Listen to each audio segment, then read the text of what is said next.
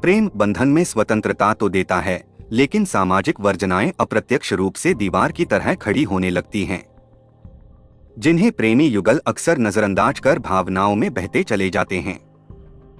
बाद में उसके परिणाम बड़े भयावह होते हैं। आज की कहानी में एक सिरफिरे आशिक ने दो सगी बहनों के दिल के आर पार गोली मारकर खौफनाक हत्याकांड को अंजाम दिया। आखिर क्या थी असली वजह? चलिए दोस्तों, इस वीडियो में शुरू से सब कुछ जानते हैं। नमस्कार दोस्तों, मैं उपेश कुमार कुम्हरिया टीवी चैनल में आप सभी का स्वागत करता हूं। दोस्तों, अगर आप हमारे चैनल पर पहली बार आए हैं तो कृपया सब्सक्राइब करके घंटी के बटन को क्लिक कर लें, ताकि मेरी नेक्स्ट वीडियो की जानकारी सबसे पहले आप तक पहुंच जाए। तो चलिए कहानी में आगे बढ़ते हैं। उत्तर प्रदेश के इटावा जिले के बसरेहर थाना अंतर्गत एक गांव है कैलामऊ। इसी गांव में रामकिशोर अपने परिवार के साथ रहता था। उसके परिवार में पत्नी जयदेवी के अलावा 3 बेटियां तथा एक बेटा जितेंद्र था। रामकिशोर के पास थोड़ी सी खेती की जमीन थी, उसी से वह अपने परिवार का भरण पोषण करता था। रामकिशोर की आर्थिक स्थिति भले ही कमजोर थी, लेकिन समाज के लोग उसकी बहुत इज्जत करते थे। वह बिरादरी की पंचायत का मुखिया था। रामकिशोर अपनी बड़ी बेटी का विवाह औरैया जिले में कर चुका था। रामकिशोर की 3 बेटियों में संध्या मझली बेटी थी। वह अपनी अन्य बहनों से कुछ ज्यादा ही तेजतर्रार थी। वह खूबसूरत तो थी ही, संध्या जितनी खूबसूरत थी उतनी ही चंचल और पढ़ने में तेज थी। हाई स्कूल की परीक्षा पास करने के बाद वह आगे पढ़ना चाहती थी, लेकिन उसके माँ बाप ने उसे आगे पढ़ाने से साफ मना कर दिया था। मजबूरन उसे पढ़ाई छोड़नी पड़ी। इसके बाद वह माँ के साथ घरेलू काम में हाथ बंटाने लगी।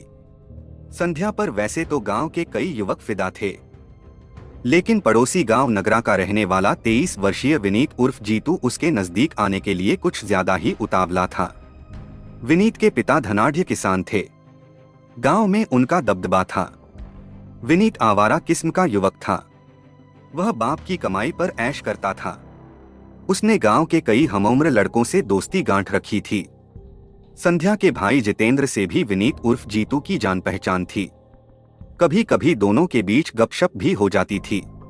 ऐसे ही एक रोज सुबह को विनीत संध्या के घर आया और घर के बाहर पड़ी कुर्सी पर बैठ गया। फिर संध्या के भाई जितेंद्र से उसकी बातचीत होने लगी। संध्या उस समय चबूतरे पर झाड़ू लगा रही थी। उसकी नजरें विनीत से टकरा जाती तो वह मुस्कुरा देता। यह देख संध्या नजरें झुका लेती। विनीत के मन में आया कि वह उसके सौंदर्य की जी भर कर प्रशंसा करे, मगर संकोच के झीने पर्दे ने उसके होठों को हिलने से रोक लिया। हालांकि उसके मन मस्तिष्क में जज्बातों की खुशनुमा हवाएं काफी देर तक हिलोरे लेती रहीं। विनीत के मन मस्तिष्क में इधर सुखद विचारों का मंथन चल रहा था, उधर संध्या के दिलो दिमाग में एक अलग तरह की हलचल मची हुई थी। उन्हीं विचारों में खोई संध्या भाई के कहने पर किचन में गई और 2 कप चाय बनाकर ले आई। उस रोज संध्या के हाथों की बनी चाय पीते समय विनीत की आंखें लगातार उसके शबाबी जिस्म का जायजा लेती रहीं। दिन के उजाले में ही विनीत की आंखें उसके हुस्न के दरिया में डूब जाने के सपने देखने लगीं। इस मुलाकात में संध्या की मोहब्बत की आस में उस पर ऐसी दीवानगी सवार हुई कि वह उसे अपनी आंखों का काजल बना बैठा। कुछ ही दिनों में आंखों से उठकर संध्या ने विनीत की रूह में आशियाना बना लिया। विनीत जैसा ही हाल संध्या का भी था।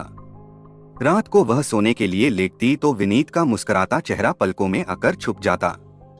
संध्या का स्वयं के प्रति रुझान देखकर विनीत की उसके प्रति दीवानगी बढ़ती गई। जब भी उसे संध्या की याद आती वह उससे मिलने के लिए उसके घर पहुंच जाता। विनीत को देखकर संध्या का चेहरा खिल उठता। वह उसका दिल खोलकर स्वागत करती थी। कैलामऊ गांव के 2 युवक राजू और कमल पुलिस में भर्ती होने की तैयारी कर रहे थे। इसके लिए वह रोजाना सुबह के समय दौड़ लगाते थे। 16 अप्रैल को सुबह करीब 4:45 बजे दोनों दौड़ लगाने घर से निकले तो उन्होंने गांव के बाहर एक खेत में 2 लाशें पड़ी देखीं। लाशें देखते ही दोनों दौड़ते हुए गांव आए और उन्हें जो भी मिला उसे 2 लाशें पड़ी होने की सूचना दी। इसके बाद गांव के लोग खेत की तरफ दौड़ पड़े। कुछ ही देर में वहां भीड़ जुट गई। गांव वालों ने लाशें देखीं तो तुरंत पहचान गए। दोनों रामकिशोर की बेटियां संध्या और शालू थीं। किसी ने यह खबर रामकिशोर को दी तो बेटियों की हत्या की खबर सुनते ही रामकिशोर परेशान हो गया। उसके घर में चीख पुकार मच गई। वह जल्दी ही अपनी पत्नी जयदेवी के साथ घटनास्थल पहुंच गया। दोनों बेटियों के शव देखकर मियां बीवी फूट फूट कर रोने लगे। जितेंद्र भी अपनी बहनों की लाशें देखकर दहाड़ मारकर रोने लगा। यह बात 16 अप्रैल सुबह 5 बजे की है। सूरज का उजाला फैला तो दो सगी बहनों की हत्या की खबर कैलामऊ के आसपास के गांवों में भी फैल गई। कुछ ही देर बाद वहां देखने वालों की भीड़ लग गई। इसी बीच किसी ने फोन द्वारा यह सूचना थाना बसरेहर पुलिस को दे दी। सुबह सुबह डबल मर्डर की खबर पाकर थाना प्रभारी R.K. सिंह ने वरिष्ठ पुलिस अधिकारियों को यह सूचना दे दी। फिर वह पुलिस टीम के साथ कैलामऊ गांव पहुंच गए।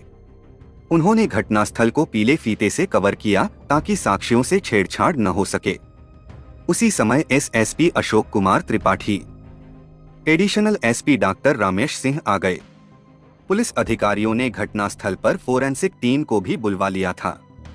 भारी भीड़ को देखते हुए अतिरिक्त पुलिस फोर्स मंगवा ली। पुलिस अधिकारियों ने लाशों का मुआयना किया तो पता चला कि दोनों बहनों की हत्या गोली मारकर की गई थी। दोनों के सीने में गोली मारी गई थी जो आर पार हो गई थी। मृतका संध्या की उम्र 18 वर्ष के आसपास थी, जबकि उसकी छोटी बहन शालू की उम्र लगभग 15 वर्ष थी। शवों के पास ही शराब की खाली बोतल, तमंचा, 5 जीवित कारतूस, खाली खोखे, टॉर्च, चप्पलें और एक मोबाइल पड़ा था। फोरेंसिक टीम ने शराब की बोतल, तमंचा तथा टॉर्च से फिंगरप्रिंट ले लिए। इसके साथ ही अन्य साक्ष्य भी जुटाए गए। पुलिस ने घटनास्थल पर मिली सभी चीजें बरामद कर लीं। पुलिस अधिकारियों ने मृतक बहनों के पिता रामकिशोर से घटना से संबंध में जानना चाहा तो वह फफक कर रो पड़ा। उसने बताया कि बीती रात वह फसलों की रखवाली के लिए खेतों पर था। सुबह उसका बेटा जितेंद्र रोते पीटते आया और बताया कि संध्या व शालू को किसी ने मार डाला है। इसके बाद वह पत्नी को घर से लेकर घटनास्थल पर पहुंचा। SSP ने रामकिशोर से बेटियों की हत्या के संबंध में किसी पर शक या कोई रंजिश के बारे में पूछा तो उन्होंने यह बताया कि हम गरीब किसान हैं। हमारी किसी से न तो कोई रंजिश है और न ही किसी से लेन देन का झगड़ा है। पता नहीं मेरी बच्चियों ने किसी का क्या बिगाड़ा था जो उन्हें मार डाला। इसके बाद उन्होंने रामकिशोर के बेटे जितेंद्र से पूछताछ की तो उसने कहा कि सोमवार की शाम मैं घर पर ही था। देर शाम संध्या और शालू माँ से जंगल जाने की बात कहकर घर से निकली थीं। काफी देर तक जब वे घर वापस नहीं आईं तो मैंने माँ से पूछा। माँ ने कहा कि पड़ोस में रहने वाले ज्ञान सिंह के यहाँ तिलक का कार्यक्रम है, शायद दोनों वहीं चली गई होंगी। इसके बाद मैं सो गया। सुबह गांव में हल्ला मचा तो पता चला कि संध्या और शालू की हत्या हो गई है। प्रारंभिक पूछताछ के बाद पुलिस ने जब शवों को पोस्टमार्टम हाउस भिजवाने की कार्रवाई शुरू की तो लोगों ने विरोध शुरू कर दिया। दरअसल लोगों को शक था कि संध्या और शालू को दरिंदों ने पहले हवस का शिकार बनाया और भेद न खुले इसलिए दोनों को मार डाला। भीड़ ने धमकी भरे लहजे में पुलिस अधिकारियों से कहा कि जब तक क्षेत्रीय विधायक, सांसद या जिलाधिकारी घटनास्थल पर नहीं आते तब तक दोनों शवों को नहीं उठने देंगे। पुलिस ने मामले को शांत करने के लिए सदर विधायक व जिलाधिकारी को पूरे मामले की जानकारी दी और मौके पर आने का अनुरोध किया। मामले की गंभीरता को देखते हुए सदर विधायक सरिता भदौरिया और पूर्व सांसद रघुराज शाक्य मौके पर पहुंच गए। सरिता भदौरिया ने उत्तेजित लोगों को शांत कराया तथा आश्वासन दिया कि पीड़ित परिवार को जो भी सरकारी मदद संभव होगी दिलवाई जाएगी। SSP अशोक कुमार त्रिपाठी ने भी आश्वासन दिया कि हत्यारों को जल्दी ही पकड़ लिया जाएगा। विधायक सरिता भदौरिया के आश्वासन पर लोग शांत हो गए। इसके बाद SSP ने आनन फानन में मृतका संध्या और शालू के शव का पंचनामा भरवाया और दोनों शवों को पोस्टमार्टम हाउस इटावा भिजवा दिया। एहतियात के तौर पर उन्होंने गांव में पुलिस फोर्स तैनात कर दी। थाना पुलिस ने रामकिशोर की तरफ से भादंबी की धारा 302 के तहत अज्ञात हत्यारों के खिलाफ रिपोर्ट दर्ज कर ली। इसके बाद थाना प्रभारी R.K. सिंह ने कई संदिग्ध अपराधियों को पकड़कर उनसे पूछताछ की। मृतका संध्या तथा शालू के शवों का पोस्टमार्टम डॉक्टरों के पैनल ने किया। इस पैनल में डॉक्टर वीरेंद्र सिंह, डॉक्टर पीयूष तिवारी तथा डॉक्टर पल्लवी दीक्षित सम्मिलित रहीं। उन्होंने रिपोर्ट में बताया कि दोनों बहनों की मौत 16 से 18 घंटे पहले सीने में गोलियां लगने से हुई थी। दोनों के मरने में 3 से 5 मिनट का अंतर रहा होगा। गोलियां दिल के आर पार हो गई थीं। शरीर और नाजुक अंगों पर चोटों के निशान नहीं पाए गए। किशोरियों और हत्यारों के बीच हाथापाई के निशान भी नहीं मिले, अर्थात उन दोनों के साथ दुष्कर्म नहीं किया गया था। एसएसपी अशोक त्रिपाठी ने इस डबल मर्डर के खुलासे के लिए एक सशक्त पुलिस टीम गठित की। इस टीम में 4 तेजतर्रार इंस्पेक्टरों, 6 सब इंस्पेक्टरों तथा 1 दर्जन कांस्टेबलों को सम्मिलित किया गया। सहयोग के लिए सर्विलांस टीम को भी लगाया गया। Additional SP doctor Ramesh Singh की अगुवाई में पुलिस टीम ने हत्यारों की तलाश शुरू कर दी। पुलिस टीम ने सबसे पहले घटनास्थल का निरीक्षण किया, फिर मृतक बहनों के माता पिता व भाई के बयान दर्ज किए।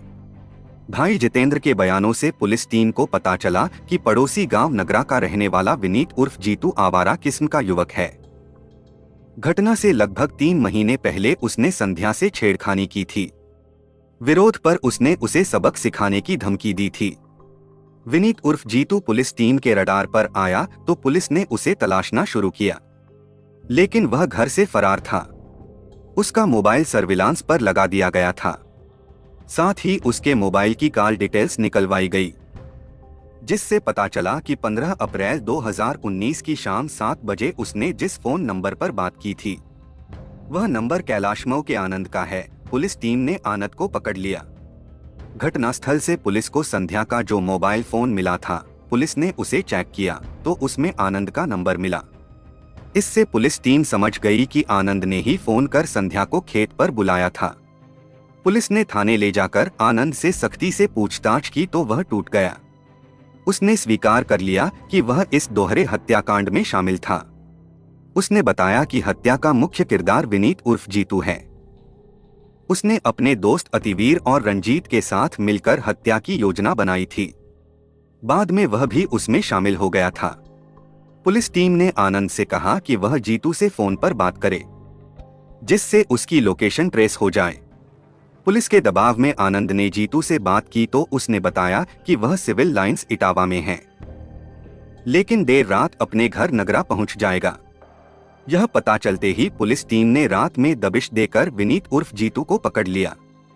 इसके बाद पुलिस ने उसके दोस्त अतिवीर व रंजीत को हिरासत में ले लिया। इन सब का आमना सामना थाने में हुआ तो सभी के चेहरे उतर गए। बाद में सभी ने जुर्म कबूल कर लिया। पुलिस टीम ने हत्याओं का पर्दाफाश कर अभियुक्तों को पकड़ने की जानकारी एसएसपी अशोक कुमार त्रिपाठी को दी।